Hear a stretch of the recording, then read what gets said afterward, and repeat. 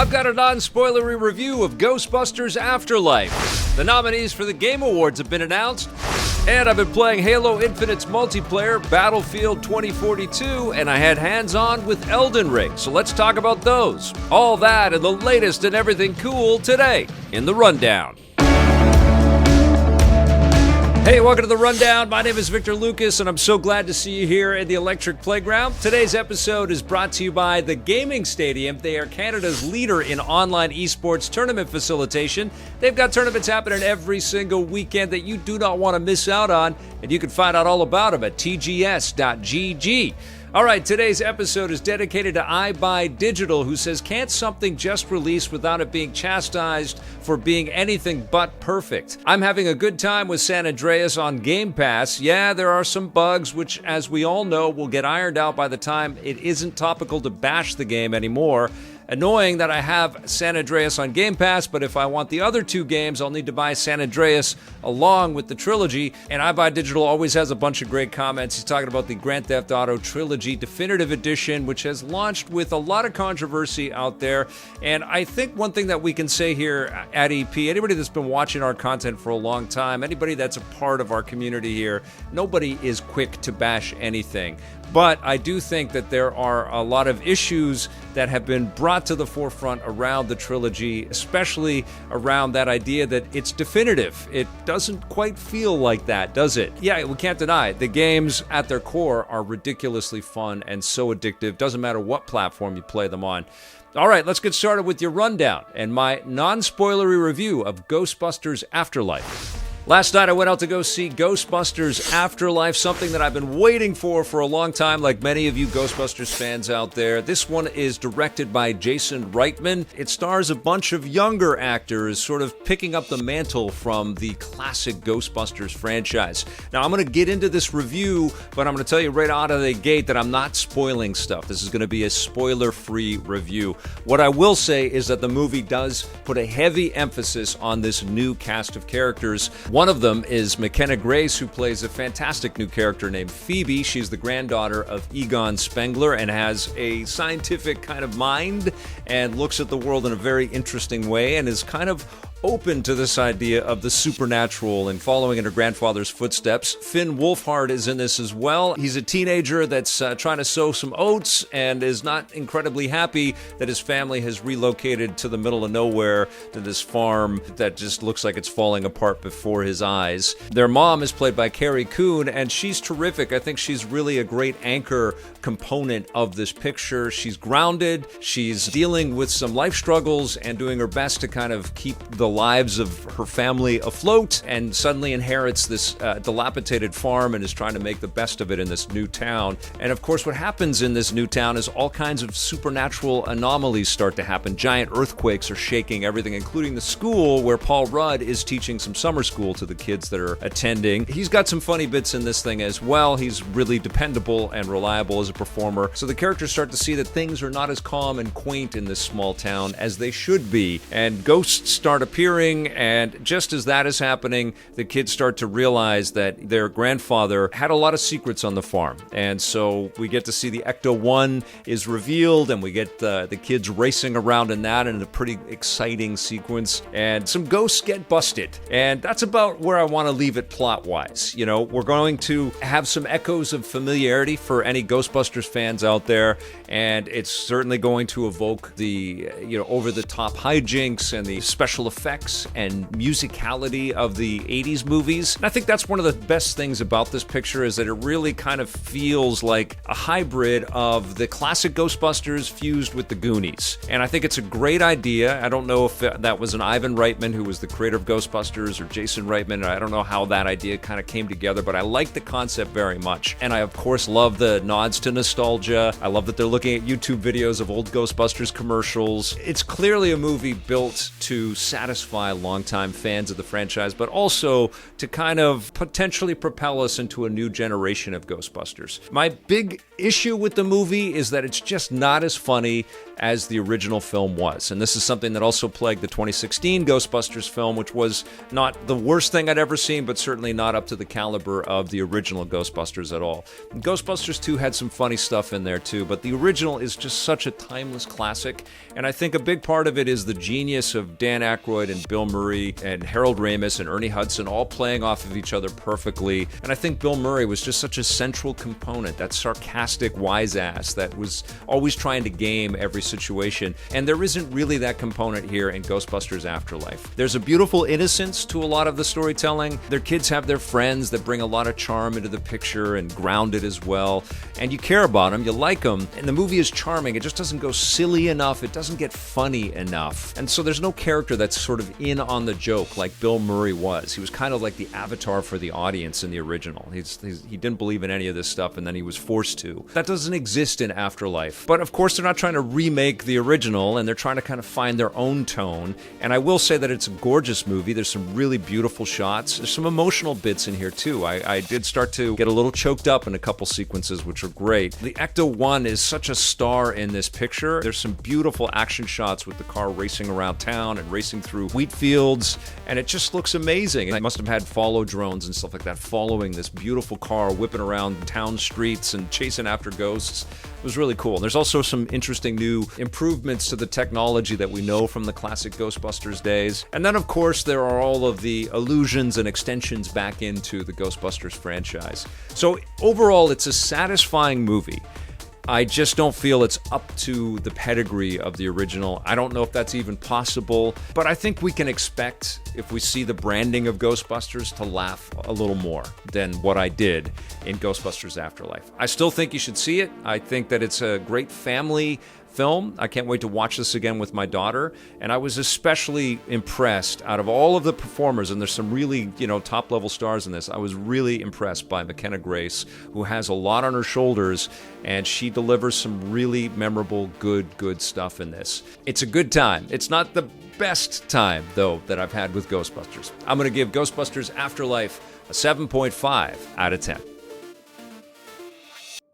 All right, the nominees for Jeff Keighley's The Game Awards were announced today, and this is going to be a fascinating year because I don't know if there are any clear winners this year. I think that this is a year where there's going to be a lot of categories that are up for grabs. There's lots of excellent games and lots of excellent choices for these nominees, but it's going to be interesting to see who actually takes these awards away. Game of the Year nominees were for Deathloop, It Takes Two, Metroid Dread, Psychonauts 2, Ratchet and Clank Rift Apart, and Resident Evil Village. And I'm not going to be picking any of my winners from these nominee lists, by the way, because I'm working on the Rocket and Ray Gun Awards, and I don't want to give away any surprises that we might have in the Rocket and Ray Guns. But some good choices there for sure. In the Best Action category, we've got titles like Back 4 Blood, Chivalry 2, Deathloop is back in there, Far Cry 6, and Returnal. Up for Best Action Adventure, we've got Marvel's Guardians of the Galaxy, Metroid Dread, Psychonauts 2, Ratchet and Clank Rift Apart, Resident Evil Village. And in Best Role Playing, we've got Cyberpunk 2077, interesting, didn't make it last time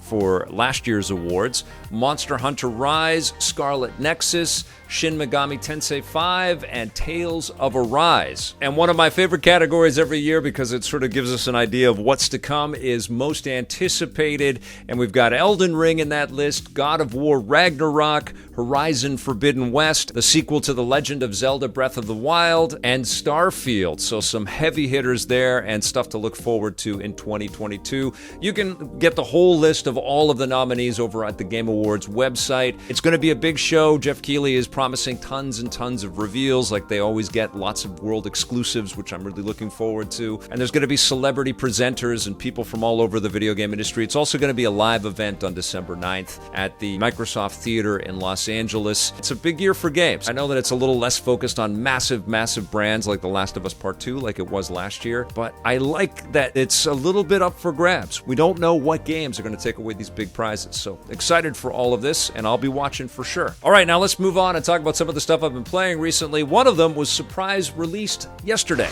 I have been super busy streaming all kinds of fun stuff over on our Twitch channel, twitch.tv/EPN. Yesterday, I streamed some Halo Infinite multiplayer. The beta for the multiplayer launched as part of the Xbox 20 celebration, which was really cool. I loved what they did with that presentation, by the way. Lots of flashbacks to important moments in Xbox history. But at the end of it, they said, you can play Halo Infinite right now. I was actually watching the Xbox presentation as I was playing Battlefield, but I saw that Halo could be downloaded, so I immediately jumped to the home screen and started downloading Halo Infinite multiplayer, and I started streaming not long after that. I had a bunch of you join me for some of that, and we realized, I think collectively, that this is a ridiculously fun experience that really harkens back to classic Halo. I had so much fun streaming it. It felt like the servers got overloaded, though. I sort of had to end prematurely because the games wouldn't load again, which is to be expected when you release a game that's free to play everywhere. I think it was the number one game on Steam as well, or the biggest Xbox Game Studios release on Steam so far. It's big, just put it that way. Everybody's playing it right now, but I went back to it last night just to see if it was a rose-colored glasses thing, you know, just that excitement of being able to jump on early, and no, it's incredible. It's so much fun to play. It's so accessible and so over the top with its action. One of the things that I definitely recognize is the joy that you have with tossing out the grenades and how effective it is to combo the grenade throw and then jumping super high into the air and landing and trying to do some really cool melee moves, and the acrobatics that are involved in every damn match. And then you toss in all of the Halo vehicles. I was cruising around inside of a map on one of the Ghosts, and I had a guy jump on and pull me out and basically carjack me and take me out. And it was thrilling and fun, and it certainly, you know, snapped me right back to playing Halo Online and Halo 2, and just the effortless joy that this game and this franchise can bring in multiplayer. I think Xbox and 343 have really done something quite special here. Every match was fun, whether I was playing Slayer mode or Oddball or whatever they threw at me. I enjoyed the different map structures as well. I like the kind of dilapidated city environment, which kind of reminded me a little bit of Overwatch, you know, and a Call of Duty type thing, like sort of in the middle of the cartooniness of Overwatch and the gritty realism of a Call of Duty environment. It worked, and the fidelity was beautiful. I loved the warehouse stages. I loved the kind of super clean, glossy, high-tech sci-fi stages. I like being able to customize my Halo armor. I like that I'm not leveling up like a maniac like in some of the other first-person shooters out there, which can be fun too, but I feel like you really have to earn it, and there's a compulsive loop to wanting to jump right back into the matches, and the immediacy of the game too. Like, it just doesn't feel like you're belaboring decisions and waiting too long to get right back into combat and get into play. There's an excellent kind of design awareness of how big to make the maps to make everything fun and accessible. So yeah, I'll be playing Halo Infinite multiplayer a lot more, and of course, as soon as I get the campaign for the game, I'll be jumping on that, and I'll come back with full thoughts on Halo Infinite. But this looks like a winner so far. It put a huge smile on my face, and honestly, I'm talking about it, I just want to stop talking and go and play it right now. The other game that I started playing over the weekend is Battlefield 2042, which stands kind of in direct contrast to a lot of the simplicity and the ease of entry that you would find in Halo or even Call of Duty Vanguard. This is a game where it's all about intricacy, and it's all about working with your team and squatting up and being efficient. I equated it to the difference between playing Forza Motorsport and Forza Horizon, whereas like a Call of Duty game or a Halo game is a little more Horizon-like, and a Motorsports racing experience is a little bit more like a Battlefield type of experience. There's nothing wrong with any of that, but you have to be a little bit more fastidious. You have to really kind of survey the landscape. You have to pick the right loadout. You have to jockey for position with regards to jumping into vehicles, because sometimes you are just walking and walking and walking, and then someone will snipe you and you're done. All of that was happening while I was playing Battlefield 2042. I was laboring under trying to understand some of the menu navigation and to pick the right weapons for the role. I just found it a little bit opaque, just getting into the game and feeling like I was hitting my comfort zone. I streamed for a couple of hours on my first real play of the game, and by the end of a couple couple of hours, I started to feel like, okay, I'm starting to get my groove. I had one of our viewers, John, jump on and join me, and it was really cool to have him have my 6 to help me out in firefights and to resurrect me. I like that we have those defibrillators that can bring our characters to life. I think that's a pretty cool touch. The tech in Battlefield 2042 is also damn cool. Like the robot dog that you can have with the machine gun cruising around, all the drones and stuff that you can have. Super cool. And the verticality of the game and the intricacies of these maps and all the different places where you can camp. The game is always forcing you to work as a team to take down these objectives and to take more of the battlefield. I also like that there is a huge emphasis on customizing your experience and tailoring your experience. You can also play a bunch of the classic Battlefield modes from different Battlefield games in the past, which I thought was cool. It's a robust multiplayer experience for sure. It isn't as pick up and play and immediately fun as I found with Call of Duty Vanguard or Halo Infinite. But I do feel like there's so much meat on the bone, and there's so much for DICE and for EA to kind of work with to keep people engaged and players coming back for more. It's always a little overwhelming when you get a bunch of these shooters sort of launching at the same time, because you can't help but make these comparisons. One thing that I did definitely think about, though, is when Titanfall released, the first one, it was a multiplayer-focused experience. There was some single-player bot stuff in there, but it was really a multiplayer game. And there was questions about the pricing strategy and how it could be a full-price thing. And I think that applies again here with Battlefield 2042. I know people don't play Battlefield games for the single-player stuff, but there is something to be said about the sense of immersion and the training and the acclimation that happens when you jump into single-player and then you pivot over and play some multiplayer stuff. I think Call of Duty benefits from that all the time. And there's also a value proposition message to be made about that as well, in terms of getting all of the bang for your dollar when you're jumping into one of these massive games. I don't know how that's going to serve Battlefield 2042, especially in the face of so much free-to-play competition, and, you know, the spotlight is definitely on Halo Infinite for that right now as well. It's different. It's a different type of experience. I think if you're more into the methodical, squad-based shooter concepts that DICE has been masterfully making for many, many years, you're going to love Battlefield 2042. But I found a bit of a remove from that for me personally, and have had so much more fun playing Halo and Call of Duty so far this year. I'm not done playing Battlefield 2042, though. It's still kind of struggling with its pre-launch stuff, and I think over this week there's going to be a lot of stuff smoothed over, and I'm starting to know the game a little bit more. It's been a little frustrating to just get onto the battlefield and taken out right away. But I'll keep playing. I'll come back with some full thoughts for you guys very soon. And the other thing that I was playing was Elden Ring's network test. I've streamed a bunch of that over the weekend as well, and From Software has built something absolutely magical. It's just so gorgeous. It's breathtaking. Like, you get out of the Dark Souls-like dungeon that you start in, and then you experience this open world vista, and you recognize that you can almost go anywhere. They had some stuff cut off because obviously it's early days and they're just testing out systems and stuff, but it was amazing to explore the environment, to see the birds floating around, and to get attacked by bats and the giant monsters and the creatures that you encounter as you're just rambling across the countryside. There's a lot of undead that will chase you, and goblin-type creatures. There's caves and nooks and crannies to jump into and explore. There's these little grace points where you can save your progress and upgrade yourself, and you're going to start to meet different characters that fill in the blanks on the mystery and give you the sense of scale of the lore. And all of it was just really well crafted and so entrancing. This is going to be a juggernaut of a game. I cannot wait to see it all come together. It's going to be interesting to see how the diehards that love Dark Souls and the structure of those types of games, Sekiro and the Bloodborns and that kind of stuff, if the challenge kind of funnel that we've come to expect from a lot of the From experiences will also be able to transpose to something much more open and much more exploratory by its nature. What I experienced, I was really impressed. Got my ass handed to me. It's very tough. It's from, so it's going to kick your ass. And that's what it did. This thing, it just looks incredible. So can't wait for more Elden Ring. Obviously, we've got a few more months for that, but I think it's going to be amazing. And finally, one last thing. Nintendo shot me over the Game & Watch, The Legend of Zelda Game & Watch, which I was looking forward to in a big way. I was almost going to pick this up, and then they said, no, we want to send you out one for review.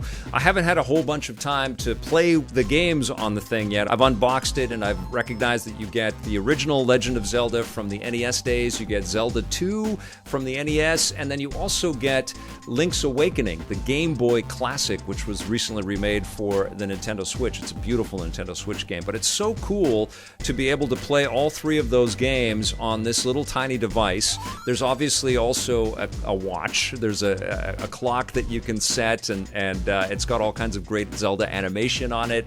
And then there's also timers that you can set in there that also have animation, playable animations, I might add, which are just kind of playing in the background. So it's kind of like a celebration of all things Zelda. And then they've also added a classic Game & Watch game, Vermin, where you're just trying to take out all of these moles that are scurrying up through the ground, and you just whack them. You move your little character over. It's very simplistic, very early days. I used to collect these Game & Watches when I was a young gamer. It's fascinating to me that Nintendo has brought these back. I have the Mario one, but the Zelda one is much better for a number of reasons. First of all, you get more games on there, and I think that's fantastic, but the packaging is also much nicer. This time they've actually included a little stand, which has foldable cardboard legs on the back, and then you just put the Game & Watch inside of it, and you can set it up like that. You can also plug in the USB-C charger in the side, so you can have it on your desk, which is where I have mine right now. You can always just sort of pick it up and jump right back in wherever you are, and you can kind of have this kicking around with you. It makes for a great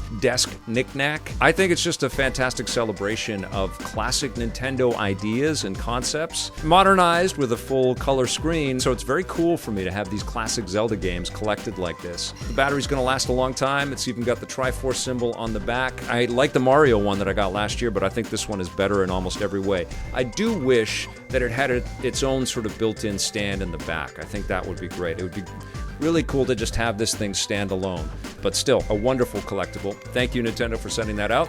All right, you guys, that's going to do it for the rundown today. Thank you so much for watching. I'll be back soon with some fresh content for you. In the meantime, if you like what we're doing here, please hit that subscribe button and that little bell to be notified. Don't forget to follow along with our Twitch channel, twitch.tv/EPN.